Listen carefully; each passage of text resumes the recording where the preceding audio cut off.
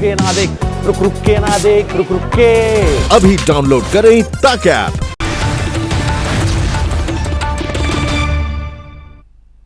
तो सबसे पहले आपको कोरोना से जुड़े ताजे आंकड़े दिखा देते हैं, क्योंकि देश भर में इस वक्त कोरोना की क्या स्थिति है ये समझना बेहद जरूरी है। आज सुबह 8 बजे तक का जो ताजा आंकड़ा है स्वास्थ्य मंत्रालय द्वारा जारी किया गया, वो आपके सामने पेश कर देते हैं। लेकिन उससे पहले आपको दिखा देते हैं कि क्या कुछ खुला है, क्या बंद है, ये जानना भी आपके लिए जरूरी है, क्योंकि लॉकडाउन पार्ट 4 यानी कि चौथे चरण में बहुत सारी ऐसी चीजें हैं जिनमें रियायतें दी गई हैं, लेकिन बहुत सारी ऐसी भी नियम कायदे कानून हैं जो लॉकडाउन पार्ट 3 की तरह अब लॉकडाउन के चौथे चरण में भी अप्लाई होंगे।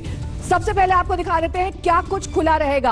रेस्टोरेंट खुला रहेगा, लेकिन सिर्फ होम डिलीवरी तक के सीमित रहेगा, आप वहां पर बैठकर खाना नहीं खा सकते हैं। मेट्रो सेवा अभी लॉकडाउन पार्ट 4 में भी फिलहाल बंद ही रखी गई है। स्कूल कॉलेज बंद रखे गए हैं, लेकिन इंटर स्टेट बस सर्विस यानी कि अंतरराज्यीय बस सेवा खोल दी गई है। राज्यों की सहमति से हालांकि ये होगा, अगर किसी राज्य की सहमति नहीं है तो वहां पर बस फिलहाल नहीं चलेगी। आगे बढ़ते हैं, दिखा देते हैं आपको कि किस तरीके से अब धार्मिक आयोजन पर पाबंदी अब भी जारी है। धार्मिक स्थल भी बंद रहेंगे, मंदिर भी बंद रहेंगे, इसके साथ ही पान गुटखा बिक सकेगा, यानी कि जो पान की दुकानें हैं वो खुली रह सकेंगी। मिठाई की दुकान खुली रहेगी, लेकिन इसकी भी सिर्फ होम डिलीवरी की ही इजाजत होगी। जिम हालांकि अब भी लॉकडाउन पार्ट 4 में बंद रखे गए हैं, यानी कि जिम सेवा का आप लाभ नहीं उठा सकते हैं। क्या कुछ खुला रहेगा? शादी समारोह में 50 लोग निमंत्रित किए जा सकते हैं और यह शादी का आयोजन सिर्फ 50 लोगों तक सीमित रह सकता है। लेकिन सिनेमा हॉल अभी पूरी तरीके से बंद रहेंगे, चाहे वो मॉल के भीतर हो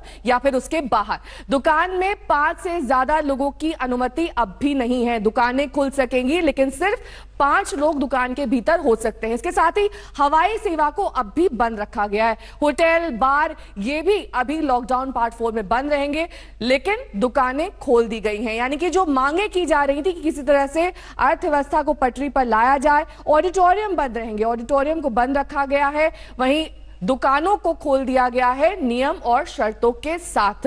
दुकानों में सिर्फ 5 लोग ही हो सकते हैं एक तय समय सीमा में। अब जोन की बात कर लेते हैं। Red zone, containment zone, buffer zone, orange zone, green zone, यानी कि अब 2 जोन और ऐड कर दिए गए हैं, जिसमें ये बफर जोन जो नीले रंग का आपको दिखाई दे रहा है वो जुड़ गया है। इसके साथ ही कंटेनमेंट जोन जो पहले था वो अब भी लागू होगा। रेड जोन भी पहले था, यानी कि वहां पर संक्रमण के सबसे ज्यादा मामले हैं, उसमें किसी तरह का मूवमेंट अलाउड नहीं होगा।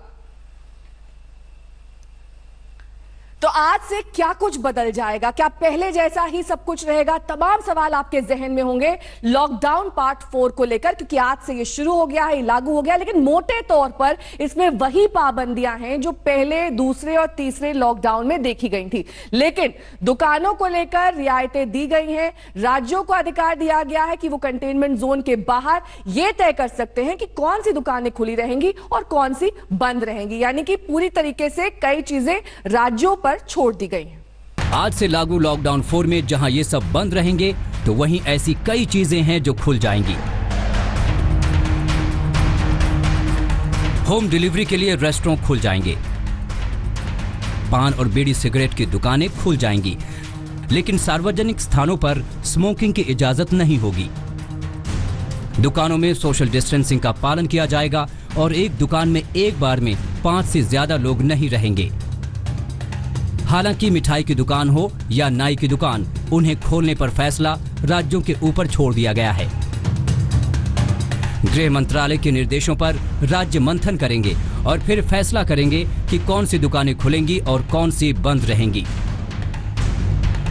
जहां तक दिल्ली सरकार की बात है तो वो आज फैसला करेगी।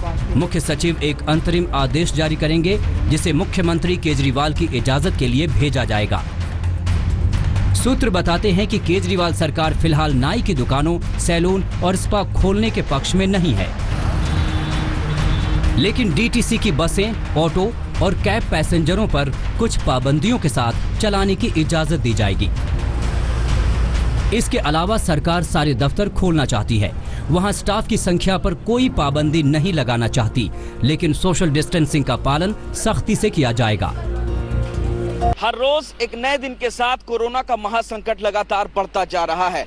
लॉकडाउन 17 मई को खत्म हुआ। लोगों को ये उम्मीद थी कि शायद उन्हें कुछ छूट मिल जाएगी, ये लॉकडाउन खत्म होगा। लेकिन जिस तरीके से पूरे हिंदुस्तान में 90,000 से ज्यादा केसेस कोरोना के अभी तक सामने आ चुके हैं, केंद्र सरकार ने एक बार फिर लॉकडाउन को बढ़ाया है। अब ये लॉकडाउन 14 दिन और बढ़ाकर 31 मई तक कर दिया गया है।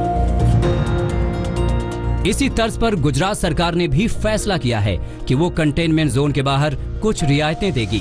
इसके लिए विजय रूपाणी की सरकार कंटेनमेंट जोन की एक लिस्ट तैयार करेगी। रूपाणी सरकार कंटेनमेंट जोन के बाहर रिक्शा, टू व्हीलर, रेस्टोरेंट के लिए होम डिलीवरी, दुकानें खोलने, उद्योग शुरू करने और प्राइवेट ऑफिस खोलने पर विचार कर रही है। इसके लिए गाइडलाइन और SOP आज जारी किया जाएगा। गृह मंत्रालय के निर्देश में एक राज्य से दूसरे राज्य के बीच यात्री वाहनों और बसों को आने जाने की इजाजत दी गई है, लेकिन ये दोनों राज्यों की सहमति से होगा। इस तरह सड़क के रास्ते सफर एक बार फिर शुरू हो सकेगा। हालांकि होटल, धार्मिक स्थल और सारे स्कूल कॉलेज 31 मई तक बंद रहेंगे। शादी समारोह में 50 से ज्यादा लोग शामिल नहीं हो सकते। वहीं अंतिम संस्कार में अधिकतम 20 लोग मौजूद रह सकते हैं। लॉकडाउन 4 के लिए गृह मंत्रालय के निर्देश में एक दिलचस्प रियायत दी गई है। इसके तहत स्टेडियम और स्पोर्ट्स कॉम्प्लेक्स खोले जाएंगे, लेकिन दर्शकों को वहां जाने की इजाजत नहीं होगी। इससे कयास लगाए जा रहे हैं कि IPL जैसे आयोजन शुरू हो सकते हैं। अगर ऐसा होता है तो स्टेडियम में होने वाले मैच को दर्शक सीधे तो नहीं देख सकेंगे, लेकिन प्रसारण के जरिए टीवी और मोबाइल पर उन्हें देखा जा सकेगा। जितेंद्र बहादुर के साथ मंजीत नेगी, दिल्ली आज तक। देश भर से हमारे तमाम संवाददाता इस वक्त हमारे साथ जुड़ गए हैं। अशोक सिंघल हमारे साथ इस वक्त दिल्ली से हैं, वहीं गोपी घांगर अहमदाबाद से हमारे साथ जुड़ गए हैं, नीलांशु हमारे संवाददाता लखनऊ से हैं, पटना से सुजीत झा हैं और साथ ही जयपुर से हमारे संवाददाता शरद कुमार इस वक्त हैं। लेकिन सबसे पहले अशोक सिंघल का रुख करेंगे। अशोक, लॉकडाउन पार्ट 3 और लॉकडाउन पार्ट 4 में कई सारी नियम और शर्तों में ढील दी गई है, लेकिन आज किस तरह से बदला स्वरूप नजर आ रहा है दिल्ली और आसपास के इलाकों का, क्योंकि आज ये भी तय होने वाला है कि क्या कुछ नियम और शर्तें और ज्यादा जिनमें डिटेल्स चाहिए वो अरविंद केजरीवाल सरकार आज जारी करेंगी, जो गाइडलाइंस हैं।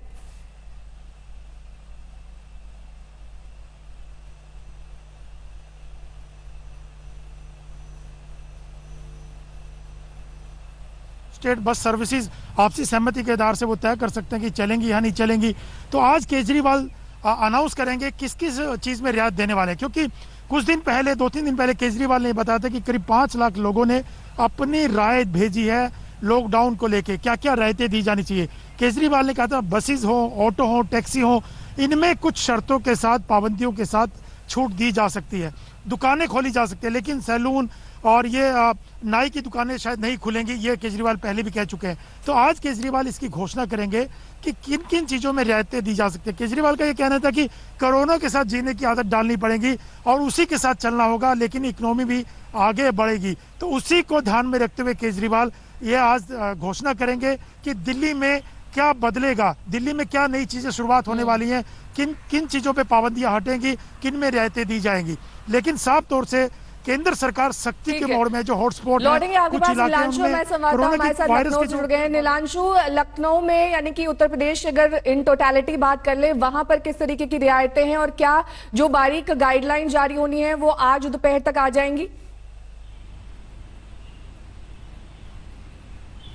देखिए 10:30 बजे उत्तर प्रदेश के मुख्यमंत्री योगी आदित्यनाथ सभी वरिष्ठ अधिकारियों के साथ बैठक करेंगे और साफ तौर पर ये माना जा रहा है कि दोपहर तक राज्य सरकार द्वारा भी गाइडलाइन जारी की जाएंगी। लेकिन सबसे बड़ा जो चैलेंज राज्य सरकार के सामने है वह है कि किस तरह से अर्थव्यवस्था को पटरी पर लाएं, किस तरह से राजस्व बढ़ाया जाए, क्योंकि जब से लॉकडाउन लागू हुआ है तब से राजस्व का एक बड़ा घाटा उत्तर प्रदेश सरकार को हुआ है। सभी विभागों का जो राजस्व है वह काफी कम हुआ है और प्रदेश सरकार की पूरी कोशिश ये रहेगी कि किस तरह से उद्योगों को चलाया जाए, क्योंकि सरकार लगातार ये भी कह रही है कि जो प्रवासी मजदूर प्रदेश वापस लौट रहे हैं, अब तक 10 लाख से ज्यादा प्रवासी मजदूर वापस आ गए हैं, उनको रोजगार भी देना है, तो कहीं ना कहीं उद्योगों ये को बड़ी चुनौती है सभी राज्य सरकारों के लिए। गोपी गांगर हमारे संवाददाता अहमदाबाद से हमारे साथ जुड़ी हुई है। गोपी, जो रूपानी सरकार है वो किस तरीके का फैसला ले सकती है लॉकडाउन पार्ट 4 में, क्योंकि ये भी बात ध्यान में रखनी होगी क्योंकि गुजरात में सबसे ज्यादा संक्रमण है महाराष्ट्र के बाद, ऐसे में वहां किस तरह की तस्वीर नजर आ सकती है पार्ट 4 में? बिल्कुल नेहा, आपको बता दूं कि रूपानी सरकार है, उन्होंने इस पूरे जो इलाके हैं उसे कंटेनमेंट जोन और नॉन कंटेनमेंट जोन में बांट दिया है। साथ ही जहां पे जो नॉन कंटेनमेंट जोन है वहां पे इंडस्ट्रीज से लेकर पान की दुकान से लेकर सैलून की दुकान, ये सारी चीज़ें खुल सकती है। आज शाम तक इसकी गाइडलाइन आ जाएगी। विजय रूपानी सरकार की सभी डिस्ट्रिक्ट कलेक्टर्स के साथ मीटिंग होनी है शाम को और उसके बाद ये गाइडलाइन रिलीज की जाएगी। लेकिन मोटे तौर पर कहे तो कंटेनमेंट जोन जहाँ पे बहुत सारी पाबंदियां रहेगी, तो वही नॉन कंटेनमेंट जोन जो है वहाँ पे इंडस्ट्रीज के साथ साथ सैलून की दुकान, पान की दुकान, रेस्टोरेंट, ये सारी चीज़ों को ढील मिल सकती है, वो खुल सकती है। यानी कल सुबह से ये सारी चीज़ें खुल सकती है। इस तरीके की कल जब विजय रूपानी सरकार ने आशंका उन्होंने बताया था कि इस तरीके से ये सारी चीज़ें कंटेनमेंट और नॉन कंटेनमेंट जोन में डिवाइड कर उसे एक बार फिर जो पूरी अर्थव्यवस्था है उसे पटरी पर लाने की कोशिश की जा सकती है। नेहा, ठीक है, लौटेंगे आपके पास। इस वक्त हमारे संवाददाता सुजीत झा भी हमारे साथ जुड़े हैं पटना से। सुजीत, किस तरह की एसओपी, किस तरह की गाइडलाइंस आने की उम्मीद है?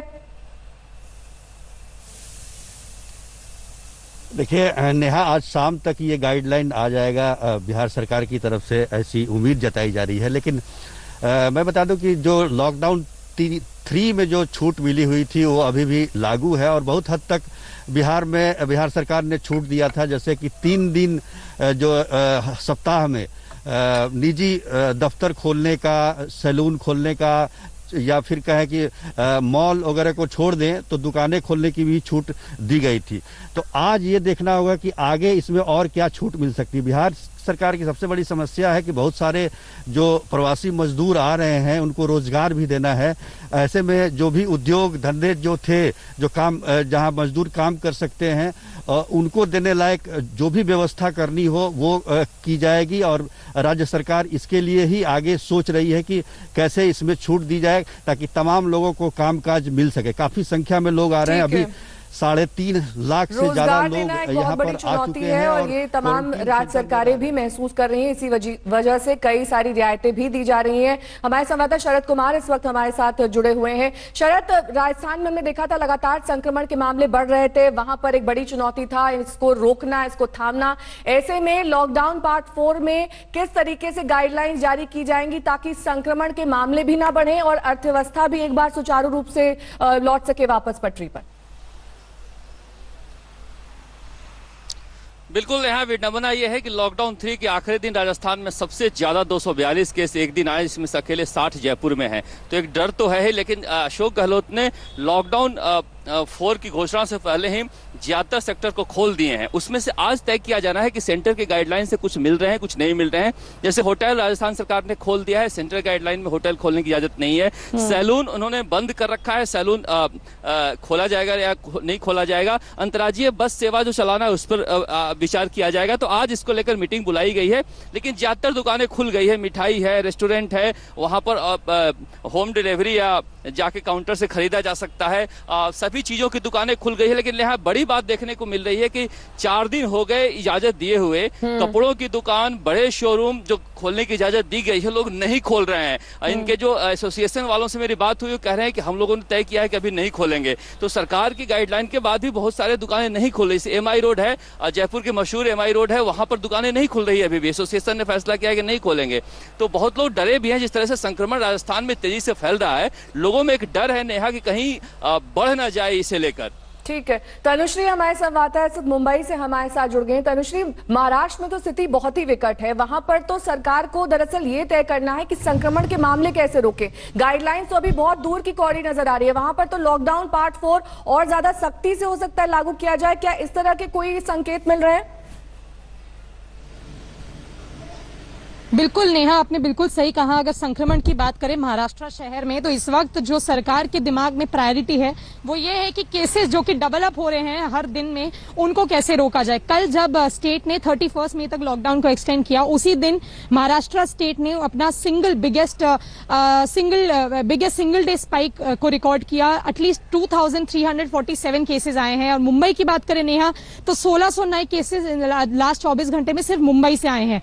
तो रिलैक्सेशन की अगर हम बात करें तो हमें ज्यादा एक्सपेक्ट नहीं करना चाहिए। लॉकडाउन 3.0 जैसा था, 4.0 भी कुछ वैसा ही होगा। ज्यादा दुकानें खोलने की उम्मीदें नहीं है। पर हाँ, जो बिल्डिंग्स कंटेनमेंट जोन है सिर्फ उन्हीं को कंटेन किया जाएगा, पूरे कंपाउंड को कंटेन नहीं किया जाएगा। ये बीएमसी ने एक नया रूल में बदलाव लाया है। पहले पूरे कंपाउंड को लॉकडाउन किया जा रहा था, सील किया जा रहा था, पर अब सिर्फ वही बिल्डिंग जहां पे केसेस आए हैं उन बिल्डिंग्स को लॉक किया जाएगा। पर अगर हम मुंबई शहर की बात करें नेहा, लोगों को ज्यादा एक्सपेक्ट नहीं करना चाहिए, क्योंकि इस वक्त केसेस बहुत बढ़ रहे हैं और इस वक्त पे स्ट्रिक्टर रूल्स आने की ही उम्मीद है नेहा। लौटेंगे आप सभी के पास, लेकिन इस बीच आपको ये बता दें कि लॉकडाउन पार्ट 4 लागू होने के बाद भोपाल में क्या हालात है, बता रहे हैं मैं संवाददाता हेमेंद्र शर्मा। लॉकडाउन 4 के लिए केंद्र सरकार द्वारा जो गाइडलाइंस इशू की गई हैं और साथ ही साथ जो मोहलतें दी गई हैं, उनको कैसे मध्य प्रदेश में लागू किया जाएगा, इसके लिए मध्य प्रदेश की कैबिनेट आज दिन में बैठेगी और विचार करेगी किस तरह से एक ज़िले से दूसरे ज़िले में बस और बाकी ट्रांसपोर्ट सुविधाएं उपलब्ध कराई जाएंगी। लेकिन ये सारी रिलैक्सेशन जो हैं ये सिर्फ ग्रीन और ऑरेंज जोन्स के लिए है। जहाँ तक रेड जोन का सवाल है, मध्य प्रदेश सरकार ने साफ किया है कि लॉकडाउन को और स्ट्रिक्ट तरीके से यहाँ पे इम्प्लीमेंट कराया जाएगा, क्योंकि यहाँ पर अभी भी कोरोना के केसेस लगातार बढ़ रहे हैं। रेड जोन्स में भोपाल, इंदौर और उज्जैन 3 शहर हैं और यहाँ पर सरकार ने ये भी साफ किया है कि इन 3 शहरों को 6 जोन्स में डिवाइड किया गया है और इन 6 जोन्स में ये डिस्ट्रिक्ट कलेक्टर तय करेंगे कि कौन सी जोन किस दिन खुलेगी और कौन से दिन वहाँ कौन सी आवश्यक चीज़ों को उपलब्ध कराया जाएगा। कैमरामैन इरशाद खान के साथ हेमेंद्र शर्मा, भोपाल, आज तक। दरअसल सभी राज्यों को अपनी अपनी गाइडलाइंस जारी करनी है और तय करना है कि कितनी और कहां रियायत दी जानी है। लेकिन महाराष्ट्र में स्थिति काफी खराब है। वहां पर कोरोना का विस्फोट सा है। कल वहां एक दिन में रिकॉर्ड 2300 से ज्यादा केस सामने आए हैं। इनमें करीब 1600 मामले सिर्फ मुंबई से। क्या मुंबई में कोरोना वायरस बेकाबू होता जा रहा है? मुंबई में कोरोना की रफ्तार ने अब डराना शुरू कर दिया है। रविवार को मुंबई में कोरोना केस में चौंकाने वाली उछाल दर्ज की गई। मुंबई में रविवार को कुल 1594 नए मरीज सामने आए। इसे मिलाकर अब मुंबई में कोरोना केस की संख्या 20,000 पार कर गई है। मुंबई देश का अकेला शहर है जहां कोरोना के इतने केस हैं। मुंबई में कल कोरोना से 38 लोगों की मौत भी हुई है। कुल मिलाकर मुंबई में 734 लोग जान गंवा चुके हैं। अगर महाराष्ट्र की बात करें तो कल कोरोना के 2347 मामले सामने आए। ये एक दिन का सबसे बड़ा आंकड़ा है। इसकी वजह से महाराष्ट्र में कोरोना केस की संख्या 30,000 पार कर 33,053 हो गई है। महाराष्ट्र में पिछले 24 घंटे में 63 लोगों की कोरोना से मौत भी हुई है। इस तरह महाराष्ट्र में कोरोना से मौत का मामला 1200 के करीब हो गया है। कोरोना केस की बढ़ती रफ्तार को देखते हुए अब मुंबई में सेना तैनात करने की मांग होने लगी है। 1/3 कोरोना पॉजिटिव महाराष्ट्र से है, मुंबई से है।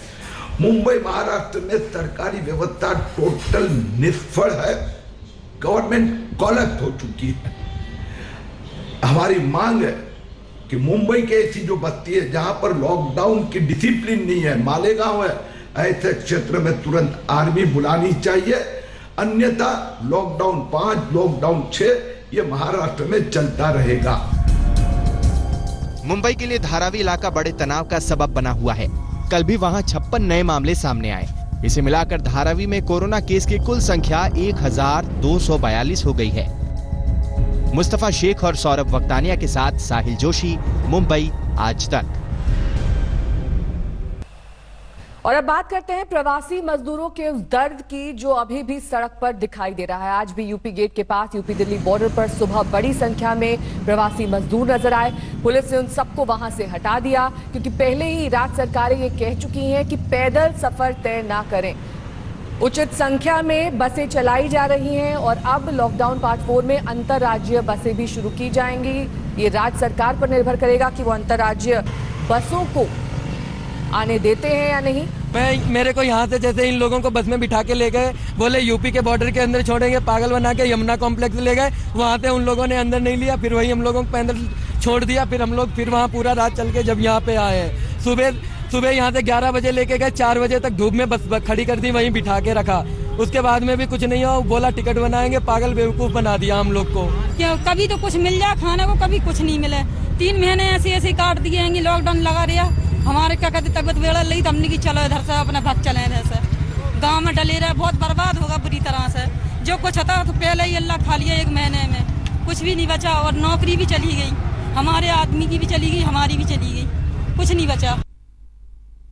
तो आपने देखा किस तरीके से कुछ मजदूर पैदल ये सफर तय कर रहे हैं, कुछ मजदूर साइकिल से, कुछ बस से, और अभी भी वो दर्द सड़क पर दिखाई दे रहा है कि ना खाने को है ना पीने को है। सरकार बार बार ये कह रही है कि पैदल या फिर खुद के वाहन से मजदूरों को जाने की जरूरत नहीं है, ये अपील सरकार की ओर से की गई, लेकिन अब भी कई लोग 1000 किलोमीटर तक पैदल चल रहे हैं, बाइक से भी चल रहे हैं और खुद अपनी जान जोखिम में डाल रहे हैं।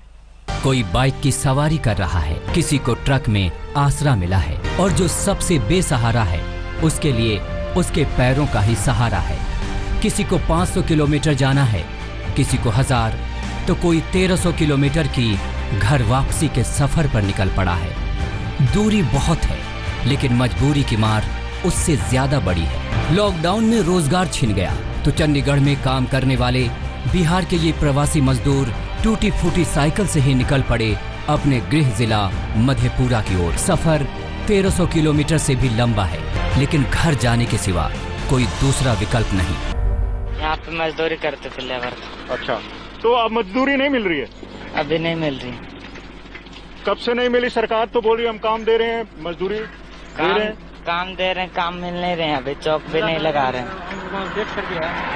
अच्छा, चौक से काम लेते थे, नहीं मिल रहा है? नहीं मिल रहा है। तो ये 4 युवक साइकिलों पर ही मधेपुरा के लिए निकल गए हैं। इनका बहुत लंबा सफर है, इनकी तकलीफ का अंदाजा हम इसी बात से लगा सकते हैं कि ये टूटी फूटी इन पुरानी साइकिलों पर चलने के लिए मजबूर हैं। साइकिल वाले तो फिर भी खुशनसीब हैं, लेकिन कानपुर के हाईवे पर इन पैदल चलने वाले मजदूरों का दर्द भला कौन समझे। हालांकि यूपी में मजदूरों के पैदल चलने पर अब मनाही है, लेकिन जिंदा रहने के लिए गांव लौटने के अलावा कोई चारा नहीं, क्योंकि अब न काम बचा न कमाई। 3 घंटे से गाड़ी रोक रहे, कोई नहीं रुक रहा है, इतना हाथ भी जोड़े कोई नहीं सुन रहा। हम लोग पैदल पानी की प्यास से चल रहे, बस पानी के सहारे से चल रहे हैं। यहाँ देखिए कैसे ट्रकों में जानवरों की तरह इन मजदूरों को भरा गया है। घर जाने की मजबूरी का हर कोई फायदा उठा रहा है। कैसी सोशल डिस्टेंसिंग, कोरोना से कैसा बचाव। कुछ मजदूर तो कर्नाटक से हरदोई के लिए बाइक से ही निकल पड़े, दूरी करीब 1700 किलोमीटर, लेकिन रोजगार खत्म होने के बाद करते तो क्या करते। पास तो है, लेकिन पुलिस को कहीं कहीं चढ़ावा भी देना पड़ा। परेशानी हुआ था मुझे रास्ते में, उधर महाराष्ट्र में क्या उसका बोल रहे परमिशन नहीं, क्या भी नहीं, पैसे दो, पुलिस वाले बोल रहे थे। अब कुछ भी लिया होगा, पैसे लिया। परमिशन थी आपके पास? हाँ, परमिशन है, उसके बाद भी पैसे लिए। हाँ। अब चेन्नई के इस मंजर को देखिए। उत्तर प्रदेश की ट्रेन पकड़ने के लिए हजारों मजदूर नेहरू स्टेशन के बाहर जमा हैं। किसी के भी बीच में 1 फीट की भी दूरी नहीं है। फिर काहे की सोशल डिस्टेंसिंग और काहे का सरकारी निर्देश। घर जाने की जल्दी में अपनी ही सुरक्षा से समझौता करते ये लोग बड़ा खतरा मोल ले रहे हैं। आज से लॉकडाउन 4 लागू हो चुका है, लेकिन मजदूरों की किस्मत तो मानो पहले से ही बदहाली के ताले में लॉक हो चुकी है, जहां घर वापसी की मजबूरी अपनी ही सुरक्षा से शायद ज्यादा जरूरी हो गई है। चंडीगढ़ से मंजीत सहगल के साथ आज तक ब्यूरो। कोरोना से जुड़े ताजा आंकड़े आपको दिखा देते हैं। कोरोना के देश भर में मामले 96,000 के पार पहुंच गए हैं। 24 घंटे में कोरोना के 5,000 से ज्यादा मामले बढ़े हैं। अब तक कोरोना से देश भर में 3,000 से ज्यादा लोगों की जान जा चुकी है और 76,000 से ज्यादा मरीज ठीक भी हुए हैं। अशोक सिंघल हमारे संवाददाता इस वक्त तमाम जानकारी के साथ हमारे साथ जुड़ रहे हैं। अशोक, लगातार मामले बढ़ रहे हैं, संक्रमण बढ़ रहा है, लेकिन रिकवरी रेट भी बढ़ा है। ऐसे में कई बार जो आंकड़े हैं वो ये बताते हैं कि रिकवरी रेट वर्सेस जो मामले, उनको पूरी तरीके से ध्यान में रखकर तब तमाम गाइडलाइंस बनाई जाती हैं, और साथ ही अब तो एक और बफर जोन भी ऐड हो गया है। बिल्कुल, जिस ढंग से बढ़ रहे केसेस लगातार, और ये 5000 का जो आंकड़ा है, 5000 से जो ज़्यादा बढ़े हैं, ये पहली बार है। अब तक का सबसे बड़ा राइज हुआ है इस केसेस में 5000 से ऊपर।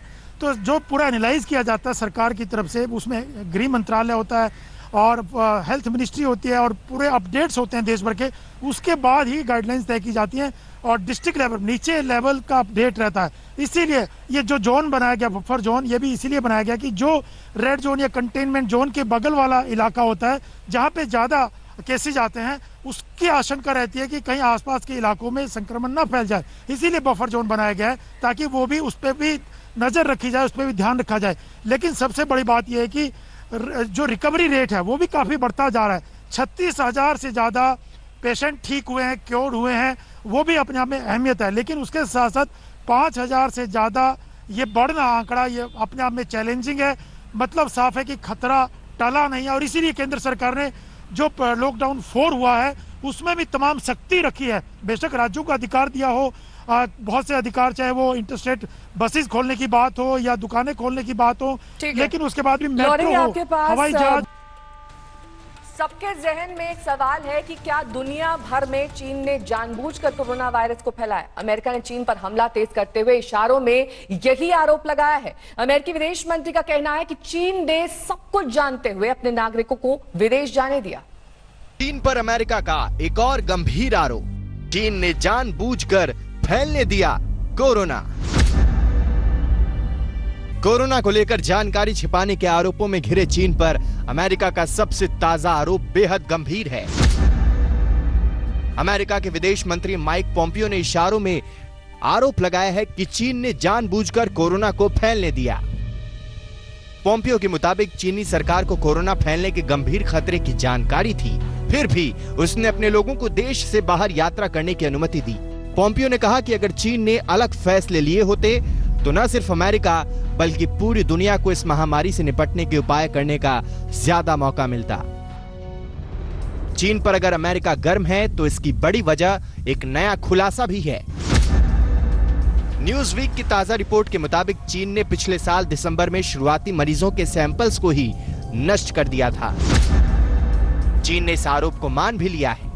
चीन के राष्ट्रीय स्वास्थ्य आयोग के मेडिकल अफसर लियू डेनफेंग के मुताबिक स्थानों को सुपुर्द किया जाता है अथवा नष्ट कर दिया जाता है।